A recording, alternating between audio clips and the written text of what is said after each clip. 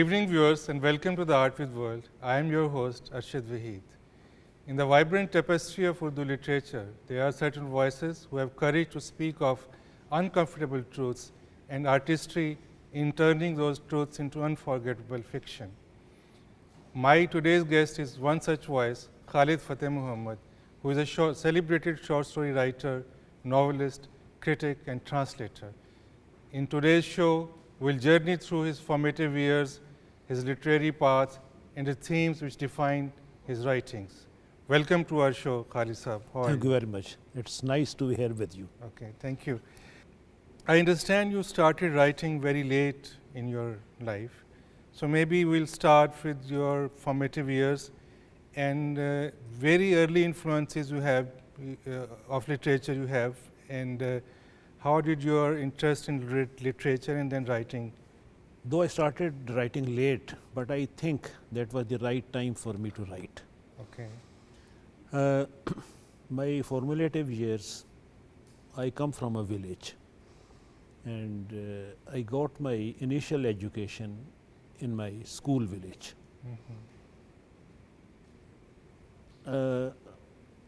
My family was somehow involved in literature in that sense that they were good readers. My grandmother was a great storyteller. She was a great storyteller. Like many grandmothers of those times, they used to tell stories to the children. She had read Kissa Chahar Darvesh, Tilisme Hosh Ruba, and so many other books, and she would tell us those stories.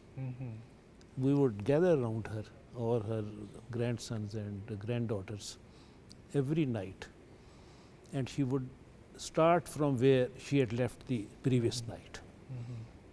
Story of first Darvesh, of second, and for so many years we would listen to her till we left and went to various places, to high schools, colleges. So that was my first, I should say, introduction to the stories, to naturally literature. Then I was a sort of dreamy boy, never liked to mix up with other boys, though I would play with them, but then I would walk. My village is exactly on a canal bank, so I would walk miles and miles and weave stories, which I still do. Okay. Fantasies. Right. So, and then I joined a profession later on. But before I joined the profession. You went into army, I guess. Yes. Okay. Before I went to army, I had read most of the classics. Most of the classics, like War and Peace, you name them, and I had read them. Now, you asked me about the writers who influenced me. Initially, it was Krishan Chandra. Krishan Chandra. Yes. Okay. And I am still a great admirer of him. Then I learnt the art of writing short stories from William Somerset Maugham. Yes. Great short story writer. Great short story writer. And I read so many volumes, first volume, second volume, third volume. And then it continued, and it still continues. Great. So now I could write while I was there doing my professional duties, but I thought one must concentrate on one thing. So I concentrated on my profession. Okay. I used to read there also. I used to read professional books also. I used to read literature also. But I decided not to write. And then when I was out in '93. You were retired? Sort of. Okay. It was a retirement in the sense that I had resigned. Okay. I had still a few years left. Okay. So 3 to 4 years I spent in settling down, and from 98 I started writing. Oh. So I think that was the time for me to start writing. We have another great example of a great fiction writer who started writing at a later age, and that is Jose Saramago. He also, when probably he was in 50s or something, his major works came out. But what was it? What was the particular thing which inspired you writing at that stage? And did you have a feeling that you must a very productive phase of your life when you were young, when you didn't write? I could have written. Okay. I could have written. There was no dearth of stories. There was no dearth of stories. I do not believe that I should wait for an inspiration. No, inspirations come. You see, I am here today talking to you. This is also a story. Yeah. I have traveled. I have to travel back, spend some time with you, or spending some time here. So this can also be a story. What I learned from William Somerset Maugham is that every individual that one meets gives you a story. Yeah. So there was no dearth of stories then, but I preferred to wait, and I waited. Yeah. When you started writing in 90s, rather late in the late 90s, it was one of a very, I mean, Pakistan has been going through different stages since its creation, but in 90s there were also a lot of social changes happening around. So to select to find the themes or the subjects of your stories, did you take into account the historical perspective, context, or the situation around you, and then weave them into stories, or there was some personal experience which you took to make stories? I think barring few fictional pieces, most of them are an amalgamation of what you just said. Okay. Your social surroundings, your personal experiences, and your analysis of whatever it is. So and then a very potent element crept in my fiction, at least later on. That was fantasy. Yeah. And from fantasy, I think I am not a critic, but from fantasy I feel I went into hallucinatory realism. So they can be combined also, but that is how I think I evolved, and it is still continuing. Maybe another year or so, and maybe I quit writing.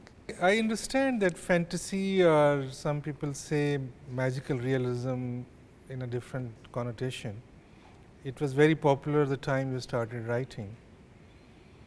And fantasy has always been part of stories, always been part of stories. They have never been without that. And but when you start in the tradition of social realism, and then you mix fantasy with that, it's a new kind of experiment. But coming back to your earlier influences, I have read your short stories, and there are a lot of references to Krishan Chandra as well there. But very few stories I found in his writings which goes beyond social realism and tradition. One of them is Pani Ka Darakht, which has a amalgamation of fantasy and real life stories. So do you have some influences of Krishan Chandra as well in your writings? Or No. okay. What I feel, I do not have influence of anyone. I've created my or developed my own way of writing, my own way of thinking.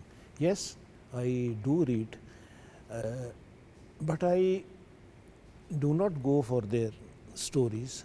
I go for their techniques because storytelling is also a technique. You have to put across whatever you want to say in a way, and that way actually matters. Okay. A reader maybe today is more interested how a story is being told. If it is a plain this thing, Yeah. maybe he won't be interested. So the technique matters. Okay. That is what I have Right. felt. Well, at the time when all these great writers like Krishan Chandra was writing, at that time we had many other short stories as well, particularly Sahasan Banto, Ulam Bas, Rajinder Singh Bedi. Did you have some interest in those short story writers as well? Of course, I have read all of them. Rajinder Singh Bedi, I have read all. Even I try to watch his movies also. Yeah. I try to watch his movies that he has written. Ek Chadar Maili Si and Dastak. Dialogues also. Yeah. You see, like Devdas. so many others. Dastak. Yeah. Dastak he produced as well. He produced that. He directed that. Yeah. So, in a way, but not influence in any way. Okay. So, what do you think is the contemporary scene of short stories? It is a mixture of fantasy, I should say, and realism. Whatever we wrote, what I mean by we, that the fiction writers wrote in last century and what they are writing today. Yeah. It is a mixture of both. It is a mixture of both. Some people write like a few names. They write sort of fragmented fiction. Okay. It is not continuous, but it is still continuous. So some write. So actually, there is a full crop of writers. Okay. So many of them, and they have always been in 30s, in 40s, in 50s, in 60s. Whenever a new period comes, a new era comes, there are few writers. So many of them, not few, but so many of them. So some disappear, some stay there. So this century is passing through that phase, and they are trying to develop their own way of writing, their own style of putting across stories. So it is different from what we have read in the past. Now there is a criticism on them. They are being criticized that their stories lack depth. No, they do not lack depth. If they lack depth, then the era that they are being written in lacks depth. Very important. Yeah. Because stories, fiction, ultimately, whether it is fantasy, whether it is hallucinatory realism, whatever it is, it comes to your contemporary life, the period that you are living in, the age that you are writing in. Yeah. That comes there, and if they lack depth, then the society as a whole today lacks depth. This is very important thing you have pointed out, but it also begs a question. If we take literature as mere reflection of society, then whatever you are saying is correct, because if society lacks depth, then literature also lacks depth. But literature goes much beyond that. It has to. It does go beyond. It does go beyond, and because it has got no limits. When I write or when you wrote other days, your imagination did not stop at a certain boundary. No wall stopped it. So, but still, there was a locale. You were in that. Imagination knows no bounds, but still it is about something. Yeah.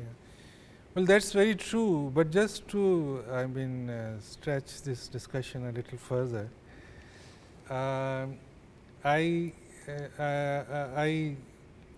kind of literary theory at what people think about literature.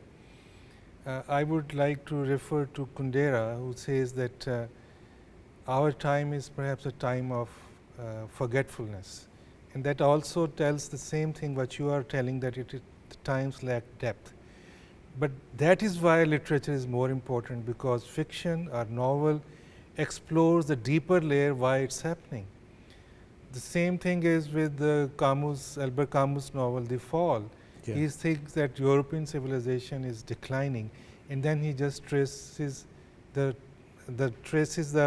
path it is going through and why it's happening. And so literature or fiction just not reflects what's the society is. It goes much deeper into that to explore what are its causes, what's the human condition. So I think this is a greater challenge to short story writers at this time. It is. To find those. It is. We, you, and so many others, and I, we go even to the extent of giving reasons for the decadence Yes. of society. You see, that is what we point out. Yeah. We do not point out fancy things. We do not point out colorful things. We point out those things which have been a downfall of the society, Yes. and we highlight them, not to correct them, Yeah. not to correct them, but Yeah. to bring them to light. Yeah. We're not preachers. We Yes, just. yes. Yeah. Reformers. We Yeah. are not reformers. Yeah. So that is it. That's true. Okay, this is about your short stories. We may still talk a little bit more about that, but let's come to your literature. I mean, you have written a lot and beautiful novels you have written. Maybe 13 novels or 12 Urdu, 2 Punjabi. Okay, great. Well, that is great that you also contributed to our national language Punjabi as well, like Urdu and many other languages. It should good to write in those and enrich those languages as well. So how come you decided that you should also go to a bigger canvas than short stories and write novels as well? My cousin, elder brother, we do not call him cousin. He's our elder brother. He is now settled in England since long. When I gave him my first 2 short stories, he said, Khalid, you are selling yourself short. Okay. I said, what do you mean? He said, go for novel. Mm-hmm. That's a bigger canvas. Mm. So I started writing novels, Mm. and it is because of him that I wrote novels. Mm-hmm. But having written 14 novels, I still enjoy writing a short story. Mm-hmm. Why so? It's more challenging. Mm-hmm. I have to be very expressive in brevity. Mm-hmm.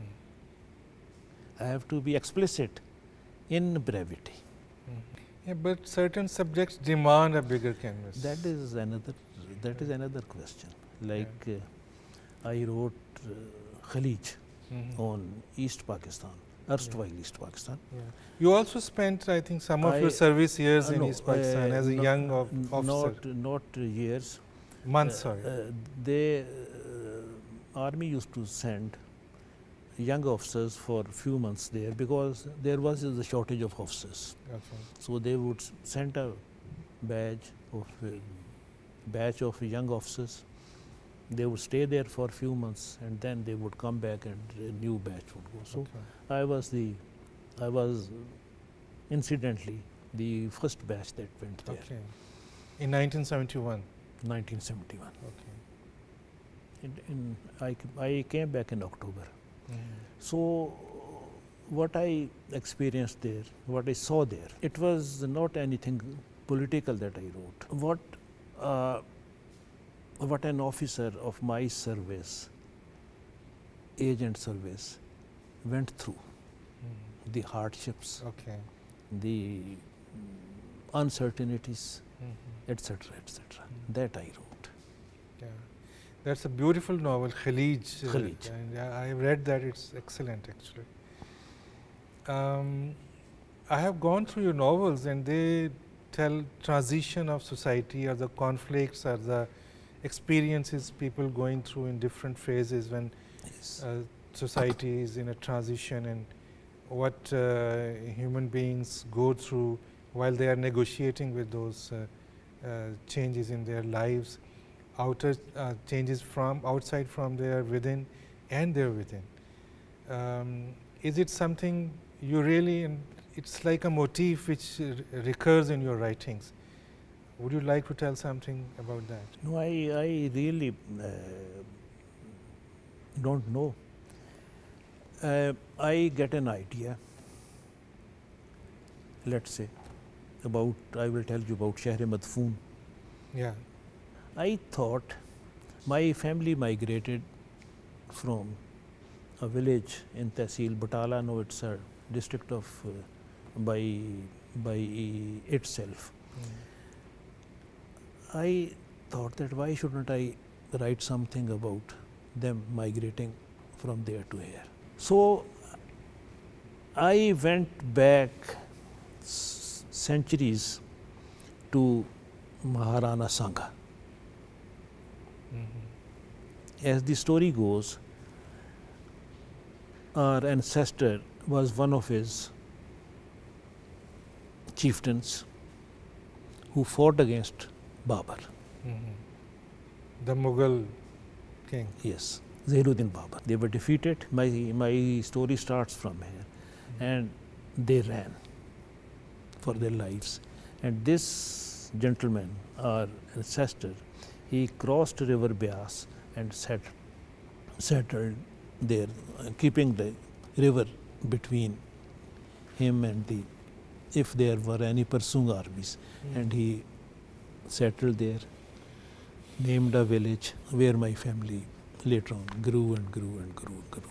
Oh, that story from Rana Sangha up to present day. So I wrote some fact, some fiction. That's true. And who were the novelists you liked most and while you were studying? Different. Today, if you ask me, I would say Saramogo. Yeah, he's a great writer. The Blindness he wrote is just Blindness, wonderful. I have translated his other book, All the Names. All the names. To Urdu. I liked All the Names more than Blindness. So it is being published. Maybe it goes to press if it has not gone already. Maybe this week or next week. And who else? There's a galaxy of writers. There are so many. So what is that particular thing you liked in Jose Saramago? His style. Style. Even Ismail Qadri I like. Yeah, I like it. He writes in a very much Kafkaesque environment. Yeah. I've read a lot of novels by Yosa. Yeah. The Nobelariate as well. Yeah, use. I have still to read when we take into account the today's era, war of the end of the world. Someone told me to translate it. I said it will take a lifetime. I do not have so many years left for me. No, I wish you a long life. Which Urdu writers, novelists you think they have written some good novels, other than you, of course? No, you mean I have told you, I have named them, all of them. Rajinder Singh Bedi. Yes, we have not talked about Anwar Sajjad. He's great. I think I would say only one, it's a novella type thing, Khushiyon Ka Bagh. Two, another one. One is Khushiyon Ka Bagh and another one. Okay. Neeli Notebook was a translation of well, yes.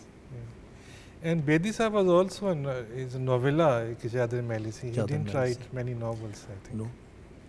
When we come to novels, I feel short novels written by Urdu writers. I have written in an article also, are much better than their bigger novels. Like Sita Heron, Defense Housing Society, London Ke Ek Raat, Chadar Mehli Si, Bagh. Bagh is not that much short, but still as compared to his other novels, it is short. Even Aakhir Shab Ki Humsafar of the same length is good. And then Abdullah San's long stories. So I feel Talad's Fakhta or something, I feel that includes me also. Our Urdu novelists lack the experiences that are needed to write a. Now coming to Guman, you see. Well, that I was telling on my way to Amer also, it's a different sort of novel. Entirely different than what we have read in Urdu. Yeah, coming back to experiences, I think our country, our land is full of experiences, like experience of partition and many other experiences here. I mean, there's no dearth of subjects. Yes. But we could not pick these experiences, or we could not turn those experiences into great literature, I think. There are certain restrictions also when we read South American fiction. Yeah. They have also passed through the same, except partition. Yeah. They have also passed through so many turmoils, transitioned through so many different phases, but they are not afraid to write. Yes. There are no restrictions on them. Yeah. So which one your novel you like most? All of them. Okay. They are your babies. All of them. Tell us about your Punjabi writings. And when you will start writing in Punjabi language? I just thought that I have been writing or translating in English.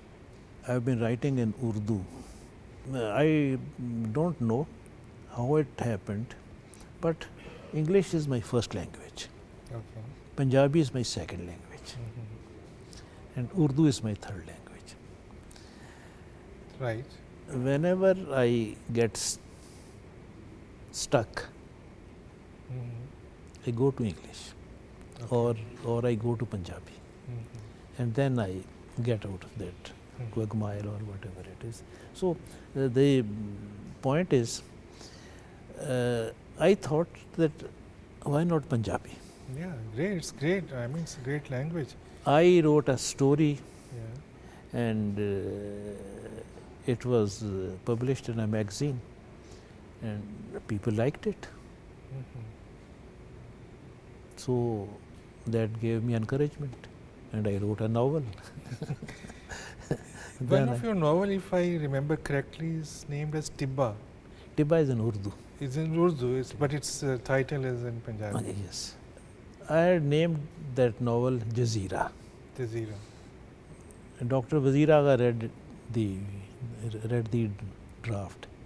He suggested Mhm. that I should name it Tibba, and if I name it Tibba, so title should be with Alif, not with He.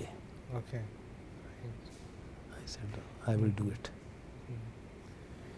So what does, I mean, Punjabi literature, like so many other national languages of our country, it's well, very rich. I- So what does... Initially, I faced some problems Okay. because I was used to writing in Urdu, Mhm. and 2 sentences I would write in Urdu, and then again delete them. So, but then I got the knack of it, and I continued with them, with that novel. Then I wrote another novel. Maybe I write another novel also. Okay. I am translating few young writers into Punjabi. Okay. In fact, I have translated about 6 stories.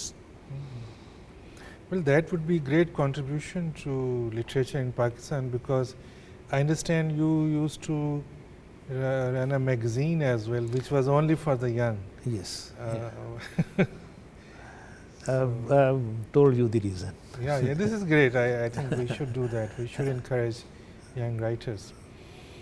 So, but I wanted to ask your inspirations of Punjabi, great classic Punjabi literature. What do you like most? Of course, Heer Warisha is a very popular story and poetry in our literature. But what, and particularly contemporary Punjabi writers, if I you have name a read few. I have read almost all of Punjabi fiction writers. I feel Punjabi literature here has moved forward, number 1. Number 2, I gave my novel to someone to edit it. There were so many words, so many phrases that he did not know of. He said, "Sir, this is not used nowadays." I said, "This is Punjabi." So I want to remove it. Certain words, I can quote you from one thing. Rakhna. Rakhna is a place where you, Play something. where they used to place lamps or divas. Yeah. Yeah. Words right. like that. So Well, I also remember many words my mother used to speak, and we learned from her, but they are not spoken otherwise here in our daily language use. I am very surprised. My wife would say something, would say some word that that I do not know. So I quietly go from there, Use the dictionary. consult the dictionary, and it is there. Okay. And then I come back and I ask her. He says, or the grandmother used to say Yeah. it. Yeah. Yes. Okay, coming back to your translations, I think those are big contribution to our literature, in particularly Urdu literature here. So what did inspire you, and how did you select that these authors must be translated? I was told by a gentleman, Ibn Hassan, He was friend of my younger brother. We would sit every evening. He said, "Why do you write short stories? Why don't you translate something?" I said, "I will do it." He knew exactly. He pulled a drawer, gave me a few papers. That was an article by Karl Marx, Mysteries of Paris. Okay. I translated it in 2 days, about 40 pages. And I returned it to him. Next day, he said, "Would you like to do another translation?" I said, "Okay." Again, he pulled the drawer, gave me a bump of papers. It was an article by Heine, The Romantic School. I translated it. He gave me 2 more articles or essays, and I translated them. One was, no, I am forgetting the names also, and where they are, I do not know. Then he said, stop writing short stories and get into this. I said, no. That was my first. And Ibn Hassan was a very, very cruel sort of critic. And he said that your translations are good. Then Farag Suhail Govindi said, some Turkish writers? Yes. Orhan? Kamal. Yeah. He gave me 4 books. I translated them. Actually, real translation test that I went through was while translating Passport, Herta Müller's. Passport? By Herta Müller. Okay. She's a German writer. Yeah.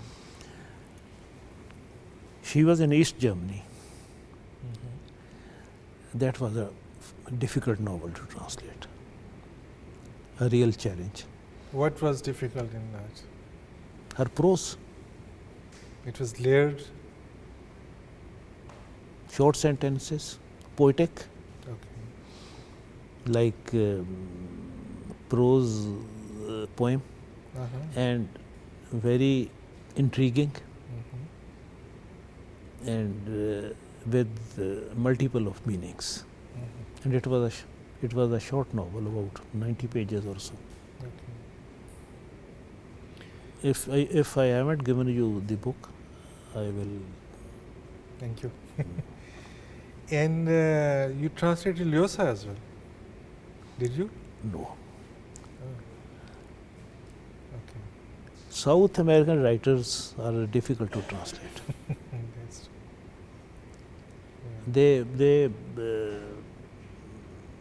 They in one novel they cover so many aspects of human life and so many things. Yes, I translated in Punjabi a story by Saramogo, 2 stories by that famous Japanese writer. He is popular today, Murakami. Okay. And 2 more stories by other South American females, short story writers. The book is ready. Okay. So do you think we need more translations to expand our canvas of stories and styles and techniques, so that we could learn more from the great writers? We also have great writers, but we can have more information and techniques from other writers who write from other places. Translations are, I feel, translations are must. But again, the translator must understand what he is translating. Yes. Mostly the issue here is that we translate, but we do not know what we are translating. If it is fiction, we do not understand, or we do not go into the cultural, historical depth of that area, of that country, of that setting, whatever it is, which we just translate it. Well, I think translation is a great commitment. It's equally important as you are creating something, because it's rather a greater challenge. You are transferring someone's insights into a different language, and you have to work very, very hard. You don't have a liberty that an actual author has, because it's his writing or her writing, and he can navigate his thoughts the way he feels like. Yes. But you have to be loyal to him, and also to explore the things which he has written about. You have to be, first you have to be that man whom you are translating, Yeah. because But every, that is not possible. but still, You can because- just make efforts. because every piece, every writing, every fiction, has the writer's personalities aspects also. They have to be there. So you are trying to be him, you are trying to be his characters. When I write, I am not bothered about these things. I just write. We were discussing this thing that day also. I create things. It's my wish. Yes. So it is his wish that I am trying to make his wish in Urdu Yes. or Punjabi. So translation is, I feel, more difficult than your original writing, because you are not bound by anything. Yes, that's true. Well, Khalid sahab, it's wonderful talking to you, and we are just at the end of our session.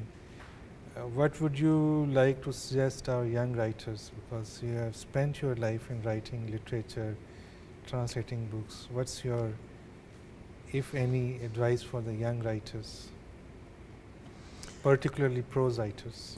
They should write, not be scared, Okay. because I have felt this thing.